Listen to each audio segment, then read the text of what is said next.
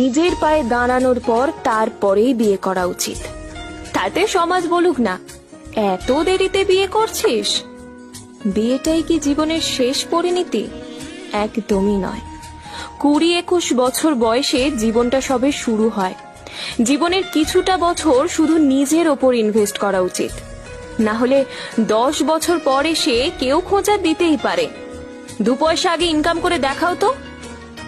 তখন আফসোস থাকবে, রাগ আসবে, সম্পর্কে বিভেদ আসবে, কিন্তু সময় আর ফিরে আসবে না কখনো।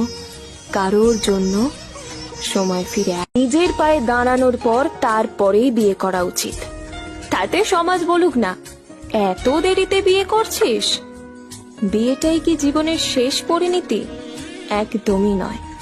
20-21 বছর বয়সে জীবনটা সবে শুরু হয়। জীবনের কিছুটা বছর শুধু নিজের ওপর ইনভেস্ট করা উচিত, না হলে 10 বছর পর এসে কেউ খোঁচা দিতেই পারে। 2 পয়সা আগে ইনকাম করে দেখাও তো। তখন আফসোস থাকবে, রাগ আসবে, সম্পর্কে বিভেদ আসবে, কিন্তু সময় আর ফিরে আসবে না কখনো। কারোর জন্য সময় ফিরে নিজের পায়ে দাঁড়ানোর পর তারপরেই বিয়ে করা উচিত। তাতে সমাজ বলুক না, এত দেরিতে বিয়ে করছিস। বিয়েটাই কি জীবনের শেষ পরিণতি? একদমই নয়। 20-21 বছর বয়সে জীবনটা সবে শুরু হয়।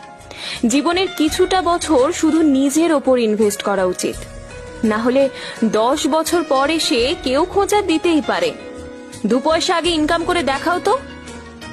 তখন আফসোস থাকবে, রাগ আসবে, সম্পর্কে বিভেদ আসবে, কিন্তু সময় আর ফিরে আসবে না কখনো। কারোর জন্য সময় ফিরে নিজের পায়ে দাঁড়ানোর পর তারপরেই বিয়ে করা উচিত। তাতে সমাজ বলুক না, এত দেরিতে বিয়ে করছিস। বিয়েটাই কি জীবনের শেষ পরিণতি? একদমই নয়। 20-21 বছর বয়সে জীবনটা সবে শুরু হয়। জীবনের কিছুটা বছর শুধু নিজের ওপর